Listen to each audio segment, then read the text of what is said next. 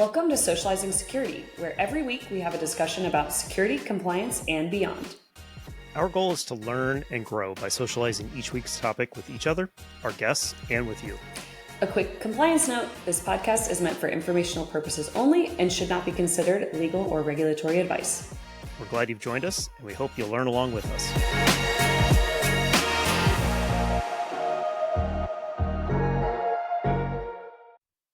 And we're back with another episode of Socializing Security.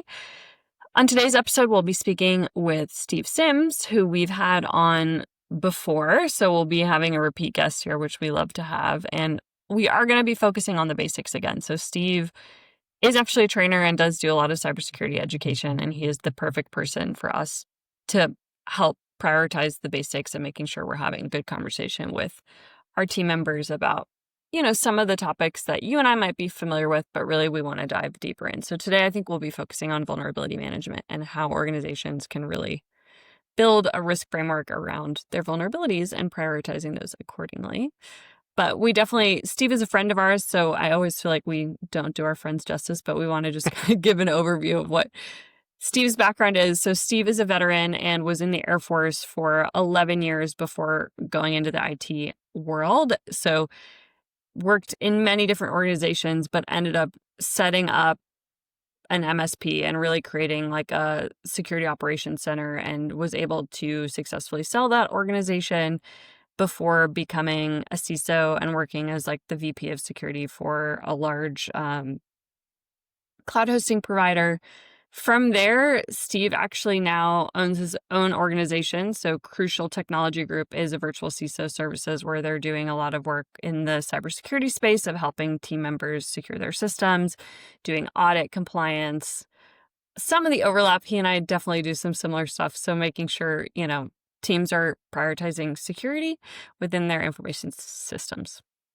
Yeah, you guys just come at it from slightly different angles, but for sure. It's all for the same greater good. Steve was on before. We talked about, we brought him on to talk about the foundations of security and kind of what the most important things for an organization to focus on. We talked about one of those things. And so asset management. Yes, asset management, which we all agreed is definitely the very first, the adage of, I could summarize that whole episode with one adage, which is, if you don't know you have it, you can't secure it. It was always our goal to get Steve back on. Fortunately, Steve is a friend. So, I think we probably held off a little bit longer than maybe we normally would have just because of that. It's I think going to become maybe a little bit of a series that we have with Steve, bringing him on to talk about some of these fundamental things. So once you know what you have, you need to know what needs to be secured. And so that's going to be the big topic today with vulnerability management. All right, let's bring Steve on. Yep. And we're back with Steve. Steve, welcome back. This, as we mentioned, is your second time with us and somewhat of a continuation. But before we kind of get into that any further, why don't you reintroduce yourself to the audience? Thanks, Brian. Steve Sims, 20 plus year kind of security IT guy. Been doing security for the majority of that 23 years. Started in MSSP, sold it. That's where Brian and Milo and I met.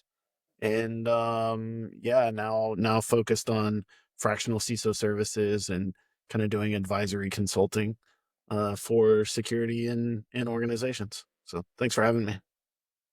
No, we really appreciate you joining us again. And like we mentioned in the intro, really wanted to get you back on because we started a conversation previously that was intended to be kind of shallow and broad on the basics of cybersecurity, and we ended up going narrow and deep. So we decided we'll just make this a series. So we're here for part 2 of that series. Perfect. I think we'll string this out over a long period of time, just because I think it'll be good content, and it's a good trip in my opinion. So we talked about asset management as kind of what you felt was kind of the most basic thing that the classic idiom of, if you don't know what you have, you can't protect it. So there's a lot of other stuff that we could have talked about. I guess from your perspective, once you kind of know what you have, what's the next step? Like, what's the next most important basic thing that people need to have in place? Yeah, I mean, knowing what you have so you can protect it just means that the next step is protecting it, or going down the path toward protecting it, right? Um, and that is, kind of the beginning stages of that is just assessing what you know what you have, but you don't know how critical or how important it might be to your business from just getting that data, right? So finding out what your critical assets are, whether that be data, people, computers, whatever it happens to be, right? Um, Making sure that you understand what's critical to your organization is the next step, and then using that information to arm you to protect it is kind of the further piece of that. So when you talk about protecting it, I mean, protection can be a lot of different things. Yeah. Building moats and walls around things is one aspect of it. Making sure that the thing is secure has a lot of subdivisions to it. So I think, I always stand on the soapbox of vulnerability management because I've done that for a vast majority of my career. I started that in the Air Force, doing that back in 2005, 2006, with very rudimentary tools at the time. Um, but yeah, I mean, I think vulnerability management is the next kind of thing to talk about.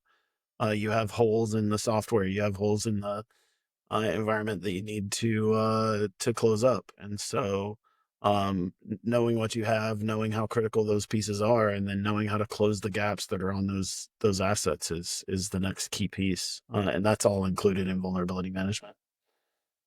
Yeah, so then we're really talking about starting to actually scan the assets to see what are the open weaknesses, right? Where are the potential weak points within the security system that an attacker might be able to get into? And then obviously how the company responds to those. It's one thing to be doing vulnerability scans with like a third-party scanner, but then it's also how quickly can you respond and actually implement the fixes that starts to become really important for companies, and also something that many organizations are not great at. Yeah, absolutely. Remediation is the hardest part. You can scan it all day, but if you don't put a plan in place for how to resolve and remediate those vulnerabilities, then you're just scanning for the sake of scanning. And I hate to say it, but I think a lot of organizations do exactly that. They get their monthly Tenable or whatever scan, and it goes in their folder after they get it in their email.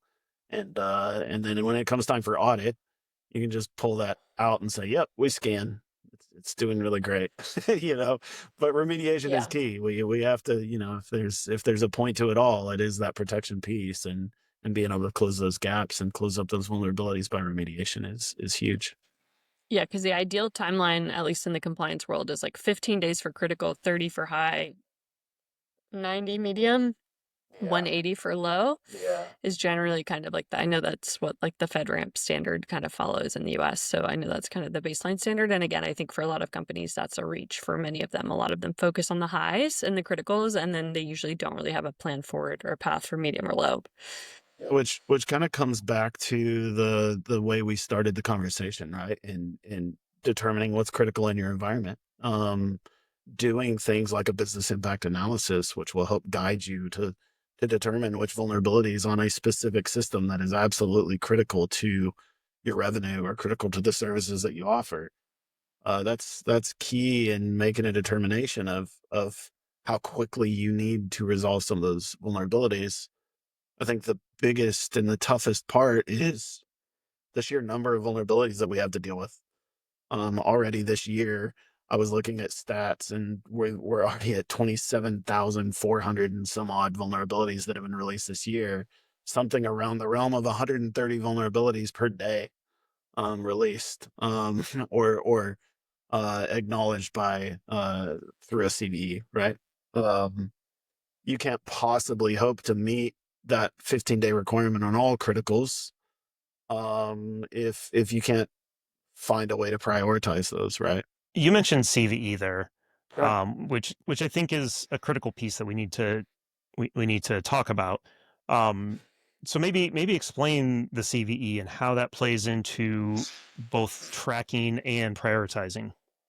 Yeah, so CVEs is just a way for us to measure essentially what vulnerabilities are reported and are actually worth remediating in your environment. It's kind of a method of putting some truth behind it, so to speak. Everybody can say there's a vulnerability here, but unless somebody has tested it and proven that it is actually a vulnerability and that it exists and it's repeatable, etc., um, we don't really have a way to determine, at least on a base level, what that might look like. And so, there's been a whole lot of challenges, and I'll say drama, just for lack of a better word, around the CVE program as a whole. And at one point last year it was defunded and then it was refunded, and we've had a whole lot of problems with the process taking so long that there are several tens of thousands of vulnerabilities behind, from what's being reported versus what's actually going out as a CVE, right? But the idea is that it gives us basic information for us to go and make a determination on whether or not we need to remediate these. Um, and and um, and so we use that to kind of guide those efforts, right?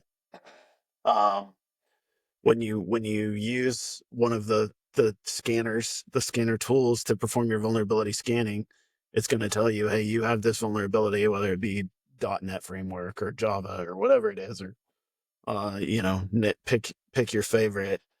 Um, and then it attaches a CVE, or a reported vulnerability, and the documentation of that reported vulnerability, and everything that's known about it, right? And so that helps you to determine what your remediation path might be. It helps you to determine. They attach a score called the CVSS, which is represented by various kind of characteristics or metrics for that particular vulnerability, right? And that can help you to guide your remediation and prioritization efforts, right? And so it's really just kind of our, um, the source of truth for vulnerabilities of record right now. So Yeah, absolutely critical part of the program, yeah, universally, like across the globe. 100%. And that, I kind of glossed over the scoring piece of it, but understanding the characteristics of a vulnerability and how easy it is to exploit this vulnerability, or how easy, or whether or not an exploit is weaponized for that particular vulnerability, and those kinds of characteristics are all things that we are seeing as part of that scoring, and those help to guide you towards your prioritization efforts of those vulnerabilities, right? And then you attach those to the output of your business impact analysis, determine your critical systems, determine what your actual threat landscape looks like for your particular organization, because not every organization is going to be the same. Apply some very specific metrics for your very specific kind of environment, and then apply that to the CVSS to determine the prioritization for remediation. So there's a lot that goes into it, and it's great data. Despite what drama and what true vulnerability management experts, guys that are doing it day in and day out for 10, 12 hours a day, they may have a real problem with it. For folks that are just getting into remediating vulnerabilities and building a vulnerability management program, it's key data that we use to go out and do that quickly and efficiently. Right. Yeah, there's definitely some really great people out there to listen to on social media, LinkedIn, those types of places, Absolutely. that do some really amazing work of explaining some of these big vulnerabilities and what to look for and what people should be doing with them. Adding a lot of color to those CVE reports and the CVSS scores, and yeah, it's just a wealth of great information on that front. Yeah, absolutely. The tools that we have available today, compared to, like I said, I was doing it back in 2005, 2006, and with very rudimentary tools. Our best and worst tool all at the same time was an Excel spreadsheet, right? So we're far beyond that. The amount of data that we have about vulnerable systems and the vulnerabilities in the software, and just the tools to assess and remediate are so much more improved than they were back then. And yet it's still a problem. It's still not something that's easy to solve in an organization, and it's something you have to actually put forward good effort to solve within your organization. It can't just be something that you gloss over and don't pay attention to, because it is, kind of one of those primary pieces of the foundation of your security program. So obviously the CVSS, that score comes into play, but that score is a universal score. It's kind of a balance of how easy it is to exploit and what level of access they can get should they exploit it. But that's not the only thing that a company should be prioritizing based off of, because a lot of the defenses that you put in place, if you're doing true zero trust architectures, if you're truly doing RBAC, role-based authorization and control, those types of things play into, how exposed you could be should this vulnerability be taken advantage of. Maybe speak a little bit about how a company should kind of consider, what does the CVSS score mean within our organization? Because every organization is different, right? Yeah, sure. I mean, like I said, there's various characteristics that go into the scoring, right? Whether it's been exploited, whether it requires user interaction, whether it's a local or a network thing. There's various characteristics that are part of that CVSS score. How you protect your own environment and how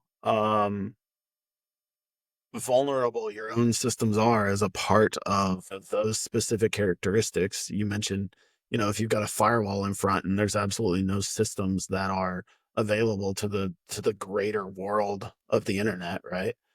Then you've limited your scope of vulnerability significantly, and how important, how prioritized that vulnerability needs to be for remediation.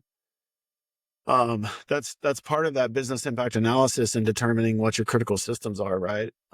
You also kind of do somewhat of a threat mapping and an understanding of your own threat landscape for your environment when you're doing that business impact analysis, or at least absorbing that business impact analysis and then using the environmental data to help build your prioritization, your own internal score, right?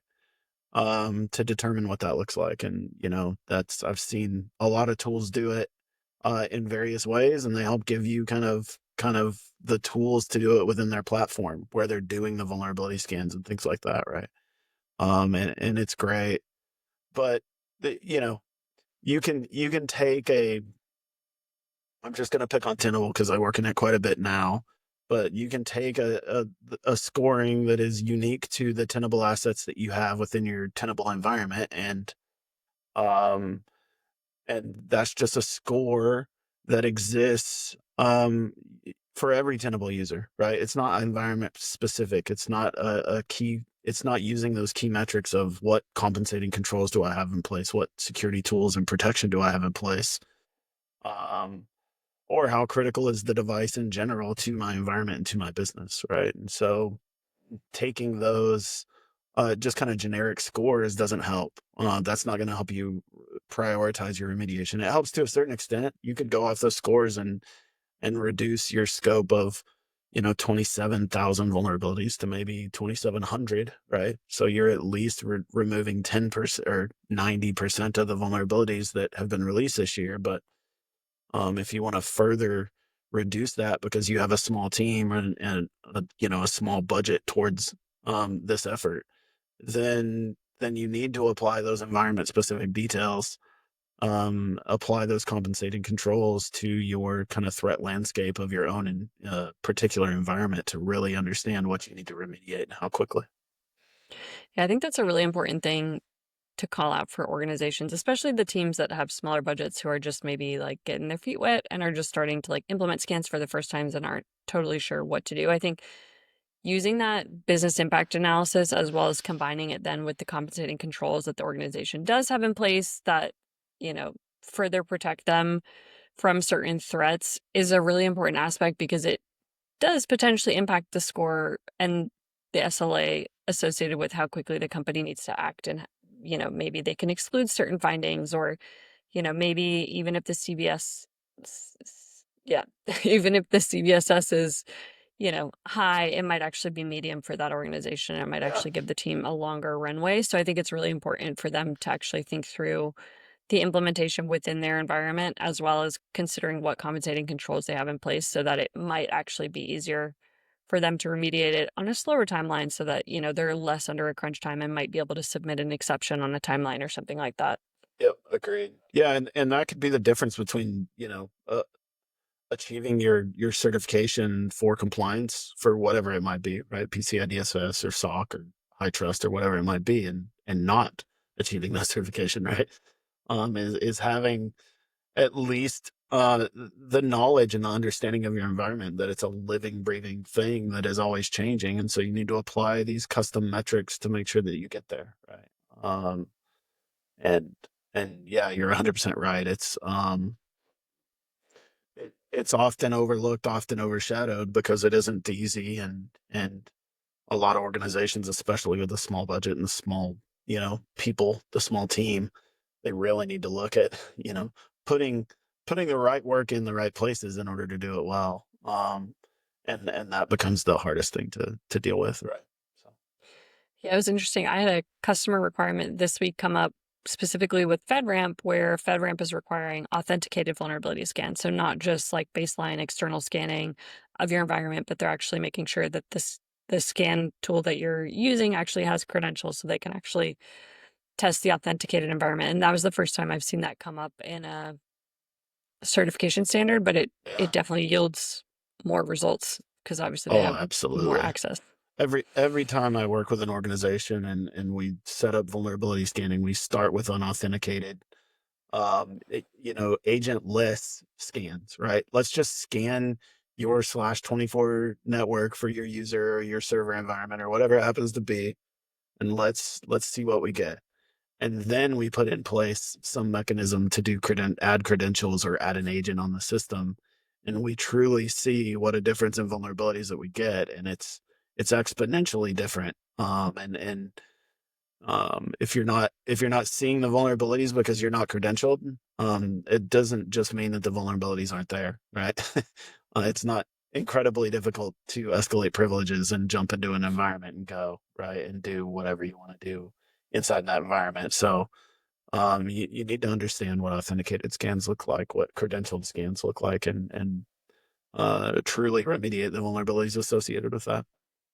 Yeah, definitely increased the scan volume for them. It definitely, they were like, sure. oh yeah, we The definitely have results are way more scary. findings than we were originally planning But I or used think to. that lends itself to our, thoughts about prioritization. It's even more important when you do that. You went from this, 30,000 vulnerabilities to 150,000 vulnerabilities in your environment. All right, now what's the most important? Because we were struggling to remediate the 30,000 vulnerabilities. Now we have 150,000 we need to look at, right?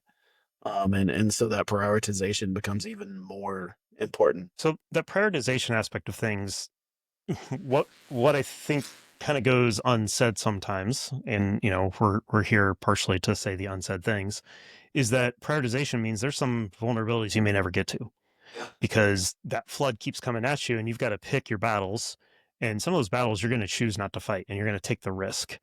And so as a organization is looking at these prioritizations, they are going to make some exceptions. They're going to say, we're not going to deal with this vulnerability, or we don't think this vulnerability is a high risk. What kind of processes do organizations typically that you've seen that work well? What kind of processes do they go through? How do they track those types of things? Because I'm assuming when it comes to an audit, if you leave a CVEs score of 10 left unmitigated, somebody's going to see that in some audit at some point and is going to really question you on that. And I'm assuming you want to have some documentation around that. Yeah, for sure. I think we've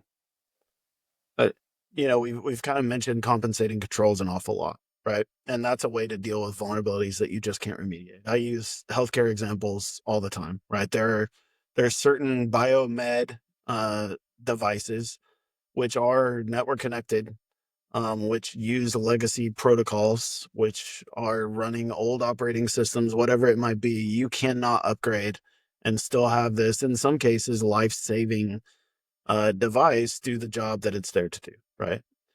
And so there is no great way to do it. Some ideas of compensating controls, which again, that's just putting something in place that minimizes your risk. And I'll take this second to just say risk management is a whole topic that we should investigate further, and probably with somebody um, that does risk, like true risk every single day, Yeah. in a lot more detail, because that could be its own little mini series that you guys put on. But ultimately, we're Yeah. just talking about managing risk, right? So you want to reduce the risk as much as possible to an acceptable level, right? And so you put these compensating controls in place to minimize that to a more acceptable range, right? Another way is, there's uh, the fact that you're just going to have an exception, right? There is an accepted risk here, or um, there's a system that cannot be patched, and because of the criticality or because of the impact that it has within the organization, it cannot be upgraded, it cannot be patched.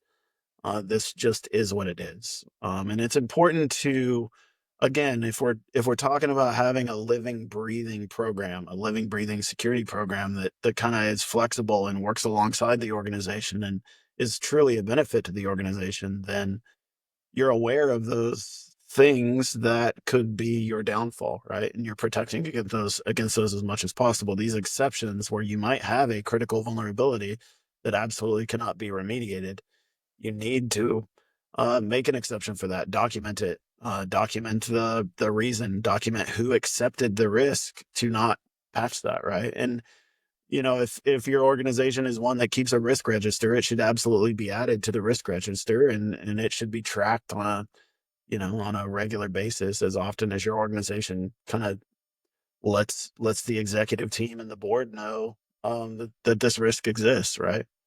Um, the the idea would be that you're applying compensating controls and you're applying mitigations that will reduce that as much as possible. But in the event that you can't do it, it needs to be very well known throughout the organization that this is a risk that's out there, and we don't have a way around it, right? So documenting that is part of I've heard it, especially in the military and the DoD, plan of action and milestones, a POAM. And those are things that are used to just kind of document those exceptions, right? Hey, we know this exists, but we have a plan to resolve it, or we have a plan to mitigate it, or we're minimizing it in this way.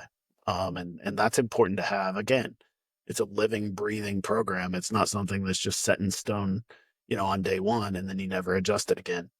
It breathes right alongside the organization as the organization and the market and the industry and technology and everything changes, right?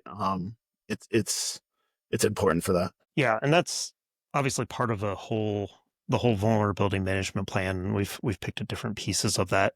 But maybe let's take this whole discussion up a level and talk about that plan itself. Like, do organizations generally just home grow these plans? Is this the type of place where they usually bring in a consultant to help them create a program around this? Is it something that's just documented in a bunch of policies and procedure documents that people may or may not ever read?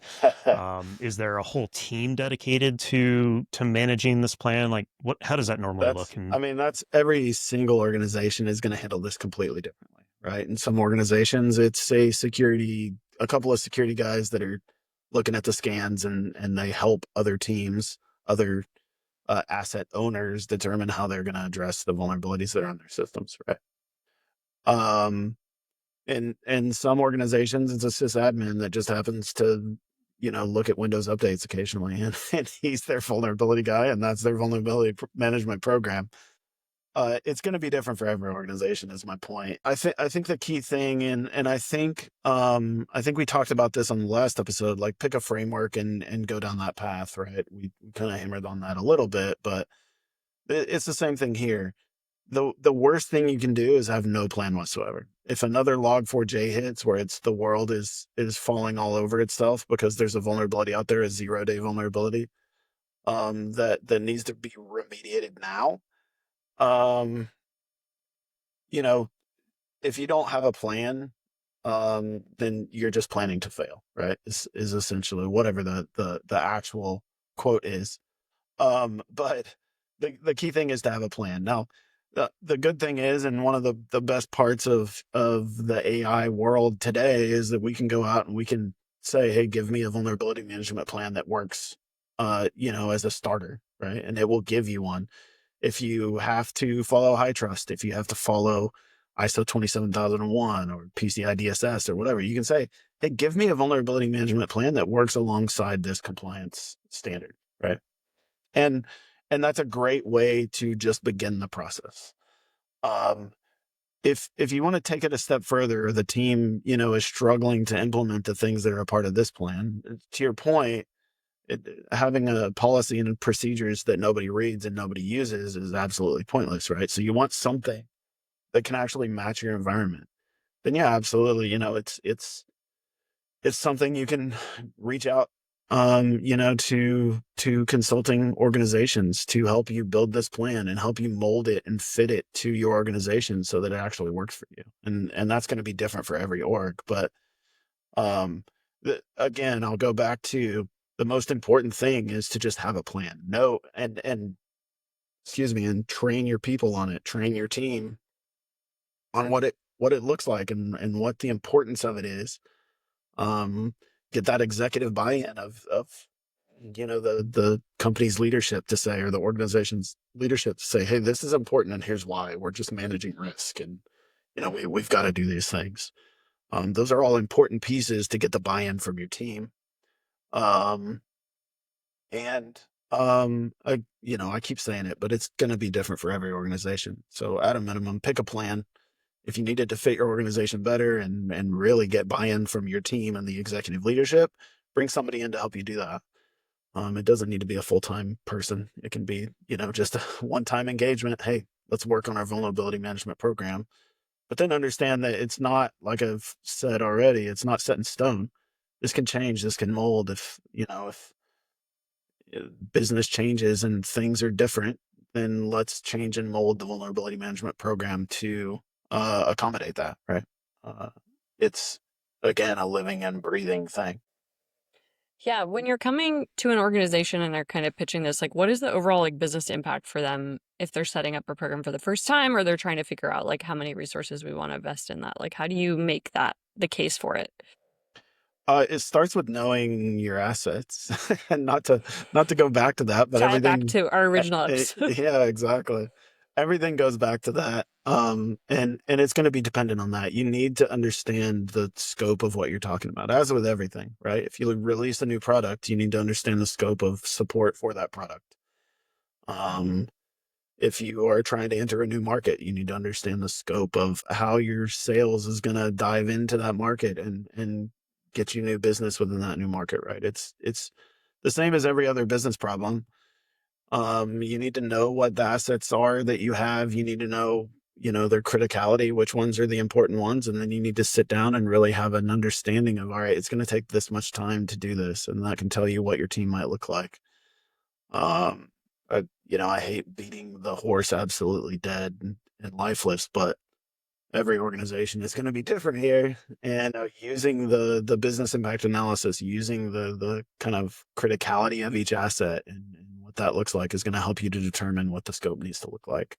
Maybe you can do it with a really cool automated tool that's going to go out there and patch not only your operating system vulnerabilities, but your third-party application vulnerabilities, right? Or maybe it's a team of people that are going to help you do that. It really depends on what the overall scope of the environment might look like. Yeah.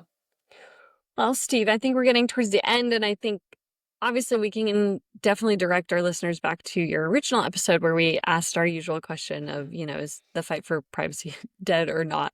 And it's Yeah, alive and well. But I did just kind of wanted to ask, like, would you be willing to come back for another essentials talk? absolutely. I think we can dive in. I mean, there's plenty to discuss. That foundation is so important, and there's so many pieces of it, and so much to learn and understand as part of that, I'd definitely come back and chat with you guys again.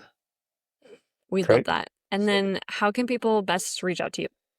LinkedIn is probably the best one, Steve Sims, or you can reach out to me on my company website, crucialtech.com. That's CRUXIAL tech.com.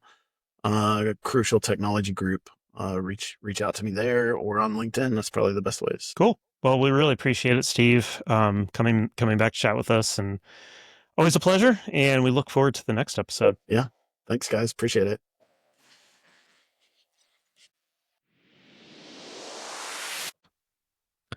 Well, that was a basic conversation, but that's what our goal was. Our goal was to have a very basics conversation. So definitely an important topic for everybody to consider in their own organization, as to you don't leave holes in your wall. You're less likely to get somebody to come sneaking in them. So vulnerability management is definitely one of those key things.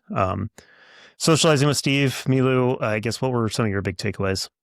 Yeah, I really like when we focus on the fundamentals, because I think it's, again, something that as experts we might take for granted, just our familiarity with them, and also just sometimes the importance of making sure your team is regularly scanning for vulnerabilities, and then also patching for vulnerabilities and making sure you're actually implementing the fixes, I think is so important.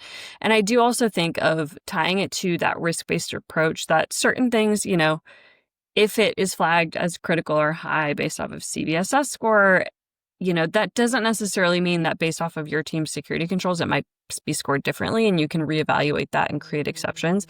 I think there's room for that within every strong information security program. So I think also thinking through making sure your team is actually reviewing these findings, prioritizing them, and considering the compensating controls they might have in place, which might potentially reduce or increase a potential gap, is really important when you're building that vulnerability program.